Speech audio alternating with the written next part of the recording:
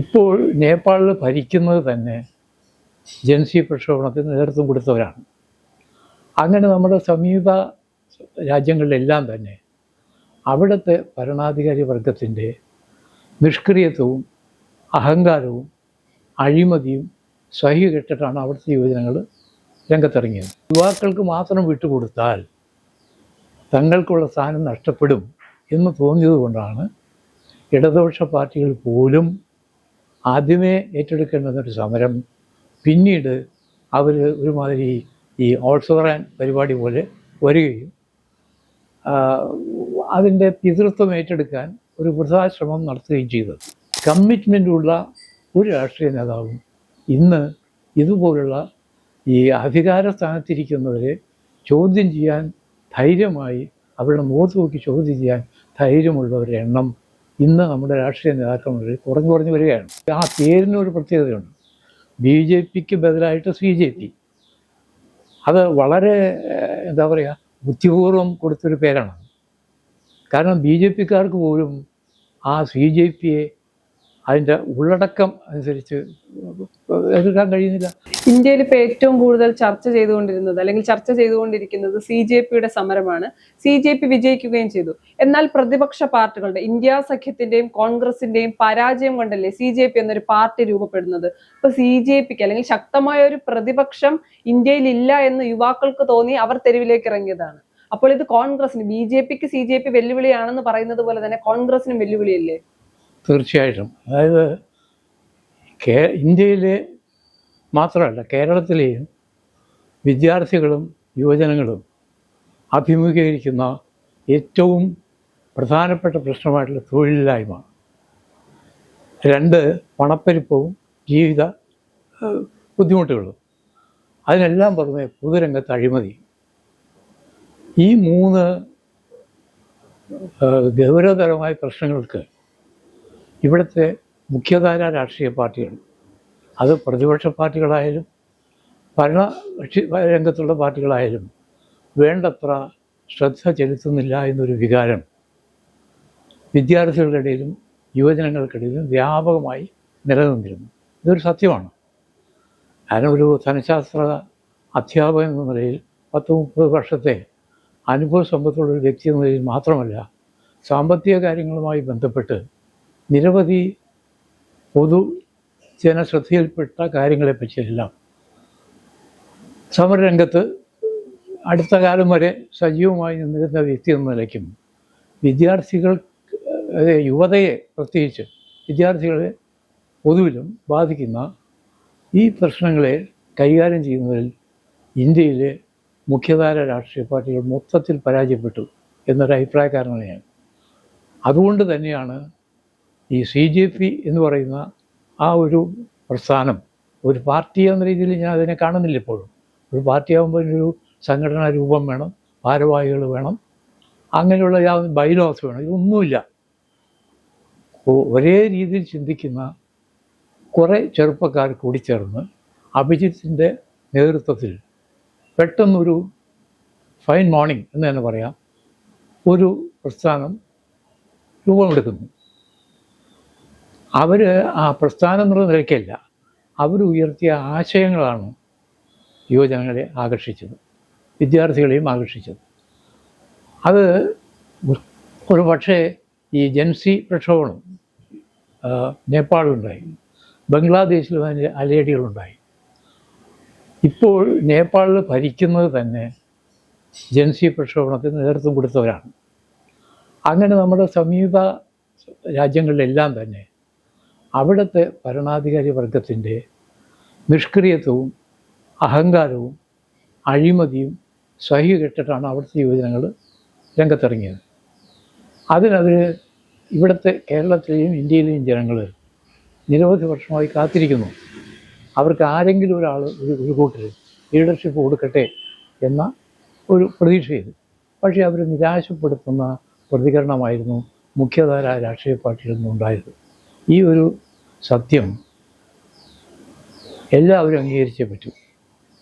പക്ഷേ അതങ്ങനെ ഈ യുവാക്കൾക്ക് മാത്രം വിട്ടുകൊടുത്താൽ തങ്ങൾക്കുള്ള സ്ഥാനം നഷ്ടപ്പെടും എന്ന് തോന്നിയതുകൊണ്ടാണ് ഇടതുപക്ഷ പാർട്ടികൾ പോലും ആദ്യമേ ഏറ്റെടുക്കേണ്ടുന്നൊരു സമരം പിന്നീട് അവർ ഒരുമാതിരി ഈ ഓൾസോറാൻ പരിപാടി പോലെ വരികയും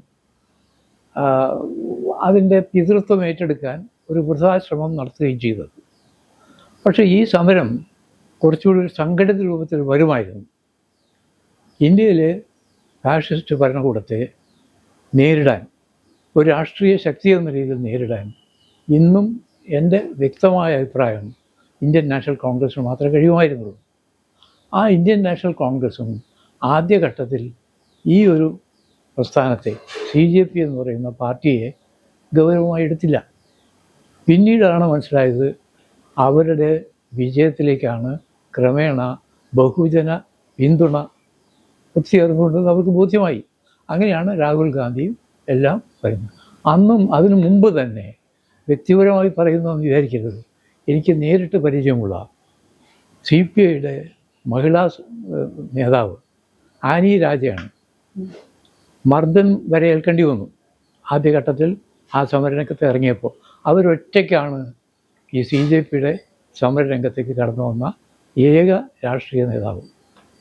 പിന്നീട് അവരുടെ കൂടെ മറ്റാളുകൾക്ക് വന്നു എന്നല്ലാതെ കമ്മിറ്റ്മെൻറ്റുള്ള ഒരു രാഷ്ട്രീയ നേതാവും ഇന്ന് ഇതുപോലുള്ള ഈ അധികാര സ്ഥാനത്തിരിക്കുന്നവരെ ചോദ്യം ചെയ്യാൻ ധൈര്യമായി, അവരുടെ മുഖത്ത് നോക്കി ചോദ്യം ചെയ്യാൻ ധൈര്യമുള്ളവരുടെ എണ്ണം ഇന്ന് നമ്മുടെ രാഷ്ട്രീയ നേതാക്കന്മാരിൽ കുറഞ്ഞു വരികയാണ്. അതിൻ്റെ ആ ഒരു ഗ്യാപ്പ്, ആ ഒരു വിടവാണ് CJPക്ക് വളരെ വിജയകരമായി അവർ പോലും പ്രതീക്ഷിക്കാത്ത വേഗതയിൽ ഫില്ല് ചെയ്യാൻ കഴിഞ്ഞത്. എന്നെ ഏറ്റവും കൂടുതൽ ആകർഷിച്ചത് കർണാടകത്തിൽ നടത്തിയ പ്രക്ഷോഭണത്തിൽ ഈ അതിൻ്റെ നേതാവ് നടത്തിയ പ്രസ്താവനയാണ്. നമ്മുടെ കൂടെ സമരത്തിന് നിന്ന ആളുകളിൽ ഇന്നിപ്പോൾ പലരെയും കാണുന്നില്ല. അവരെല്ലാം ഡോക്ടർമാരോ എഞ്ചിനീയർമാരോ ആകണമെന്ന് ആഗ്രഹിച്ചവരാണ്. ഡോക്ടർമാരാകണമെന്ന് ആഗ്രഹിച്ചവർ കേരളത്തിലെയും ഇന്ത്യയിലെയും നിരവധി രോഗികളെ ചികിത്സിച്ച് രോഗമുക്തമാക്കണം എന്ന ഒരു ദൗത്യം മുന്നിൽ കണ്ടുകൊണ്ടാണ് അവർ പഠനത്തിനായി രംഗത്തിറങ്ങിയത്. അവർ സ്വയം ജീവനൊടുക്കേണ്ടി വന്നു എന്ന ദയനീയൊരു വസ്തുത പൊതുജനങ്ങൾ മറക്കരുത് എന്ന് ആവർത്തിച്ചുള്ള ആ നേതാക്കന്മാരുടെ ആ പ്രസ്താവനയ്ക്ക് വളരെ ഫലപ്രദമായി എന്നാണ് എൻ്റെ അഭിപ്രായം. കാരണം അതാണ് അതിൻ്റെ പിന്നിലുള്ള കാതലായ ഇഷ്യൂ. ഡോക്ടർമാർ ആത്മഹത്യ ചെയ്യുന്നു, മെഡിസിന് പഠിക്കുന്നവർ ആത്മഹത്യ ചെയ്യുന്നു. എന്തുകൊണ്ട്? ഭരണ രംഗത്തുള്ളവരുടെ അഴിമതിയും അഹന്തയും അശ്രദ്ധയും കാരണം ഏതാണ്ട് 23-24 യുവാക്കളാണ് ആത്മഹത്യ ചെയ്തെന്ന് പറയുന്നത്. റഫായിട്ടുള്ള കണക്കാണ്. ഒരു പക്ഷേ അറിയപ്പെടാതെ ഇതുപോലെ നരകിക്കുന്നവരിപ്പോഴും ഇന്ത്യയുടെ വിവിധ ഭാഗങ്ങളിലുണ്ടാവും. കേരളത്തിൽ പോലും ധാരാളം കുട്ടികൾ ഇവിടുത്തെ പരീക്ഷാ ക്രമക്കേട് കൊണ്ടും പബ്ലിക് സർവീസ് കമ്മീഷൻ്റെ പരീക്ഷ നടത്തിപ്പിൻ്റെ തകരാറ് കൊണ്ടും ഇന്നും അവശത അനുഭവിക്കുന്നവരും പ്രതിഷേധിക്കുന്നവരും ഇപ്പോഴുണ്ട് കേരളത്തിൽ പോലും. അപ്പോൾ പിന്നെ ഇന്ത്യയിലെ മറ്റു ഭാഗങ്ങളിൽ നിങ്ങൾ നോക്കണം, ഛത്തീസ്ഗഡ്, പിന്നെ മധ്യപ്രദേശ്, UP, രാജസ്ഥാൻ, ഇത്രയും സംസ്ഥാനങ്ങളിലാണ് തുടക്കത്തിൽ ഈ പ്രസ്ഥാനം കടന്നു പോകുന്നത്. ഡൽഹിയിൽ പിന്നീടാണ് വരുന്നത്. ഡൽഹിയിൽ അതിന് ജീവൻ വയ്ക്കുന്നത് ഈ നേതാവിൻ്റെ വിദേശത്തു നിന്നുള്ള വരവോടുകൂടിയാണ്. പക്ഷേ ഈ സപ്രസ്ഡ് ആയിട്ടുള്ള ജനങ്ങളുടെ വികാരം, പ്രതിഷേധം, അതിന് പെട്ടെന്നൊരു ഓപ്പൺ എക്സ്പ്രഷൻ കൊടുക്കാൻ ഈ അഭിജിത്തിൻ്റെ വരവ് വളരെയധികം സഹായിച്ചു. അങ്ങനെ ആ പ്രസ്ഥാനം ഒരു രാഷ്ട്രീയ പാർട്ടി എന്ന രൂപത്തിൽ, അതിന് ആ പേരിനൊരു പ്രത്യേകതയുണ്ട്. BJPക്ക് ബദലായിട്ട് CJP. അത് വളരെ എന്താ പറയുക, ബുദ്ധിപൂർവം കൊടുത്തൊരു പേരാണ്. കാരണം BJPക്കാർക്ക് പോലും ആ CJPയെ അതിൻ്റെ ഉള്ളടക്കം അനുസരിച്ച് എതിർക്കാൻ കഴിയുന്നില്ല. ആസാം മുഖ്യമന്ത്രിയുടെ മകള് ഈ സമരത്തിന് അനുകൂലമായി പ്രസ്താവന ഇറക്കി. കേരളത്തിലും ധാരാളം BJP നേതാക്കളുടെ മക്കളെ എനിക്കറിയാം. അവരെല്ലാം തന്നെ ഉള്ളിൻ്റെ ഉള്ളിൽ അവർ ഈ പ്രസ്ഥാനത്തെ അനുകൂലിക്കുന്നവരാണ്. കാരണം അവർക്ക് ഇത് ഇഷ്യൂസാണ് പ്രധാനം. ആ ഇഷ്യൂസ് അവർ ടേക്കപ്പ് ചെയ്ത് വളരെ മർമ്മപ്രധാനമായ ഇഷ്യൂസാണ് അവർ ഏറ്റെടുത്തത്. അത് ഇന്ത്യയിൽ ഒരു എന്താ പറയുക, കോമൺ സെൻസിലുള്ള ഒരാൾക്കും അതിനെ ചോദ്യം ചെയ്യാൻ കഴിയില്ല. അതുകൊണ്ട് തന്നെയാണ് ഞാൻ ആ ടൈമിൽ ആദ്യം ഒരു ലേഖനം എഴുതി, കെട്ടിവെച്ച വിവരങ്ങളൊക്കെ വെച്ച്. ഇവിടുത്തെ മുഖ്യധാര പത്രങ്ങൾ ഒന്നും തന്നെ അത് പ്രസിദ്ധീകരിക്കാൻ തയ്യാറായില്ല. ഒടുവിൽ ഞാൻ സ്ഥിരമായി എഴുതിക്കൊണ്ടിരിക്കുന്ന എൻ്റെ പാർട്ടിയുടെ CPIയുടെ ജനയുഗത്തിലേക്ക് ആ ലേഖനം അയച്ചു കൊടുത്തു. ഒരു കുറിപ്പോടുകൂടി ഈ ലേഖനം പ്രസിദ്ധീകരിക്കുന്നില്ല എങ്കിൽ തിരിച്ചയക്കണം. പക്ഷേ ആ പത്രാധിസമിതി കൂടി ആ ലേഖനം പ്രസിദ്ധീകരിച്ചു. എന്നിട്ട് ഞാൻ നിർത്തിയില്ല. ഇത് കഴിഞ്ഞാൽ ബിസിനസ് സ്റ്റാൻഡേർഡിൽ നല്ലൊരു അവലോകനം വന്നിരുന്നു, വിവിധ സംസ്ഥാനങ്ങളുടെ റിപ്പോർട്ടുകൾ വെച്ചുകൊണ്ട്. അതിനെ ബേസ് ചെയ്ത് ഞാൻ വേറൊരു ലേഖനം എഴുതി. അത് ലേബർ ലൈഫ് എന്ന് പറഞ്ഞ ബാങ്കുകാരുടെ ആ ജേർണലിലും പ്രസിദ്ധീകരിച്ചു. ആ 2 ലേഖനങ്ങളല്ലാതെ ഈ സമരം ഈ ലെവലിൽ ജയത്തിലെത്തുന്നവരെ ഒരു നേതാവോ ഒരു എഴുത്തുകാരനോ ഈ ഇഷ്യൂ ടേക്കപ്പ് ചെയ്യാനോ അതിൻ്റെ ഇഷ്യൂസ് ഹൈലൈറ്റ് ചെയ്യാനോ ഇവരെ ആത്മാർത്ഥമായി പിന്തുണയ്ക്കാനോ തയ്യാറായിട്ടില്ല.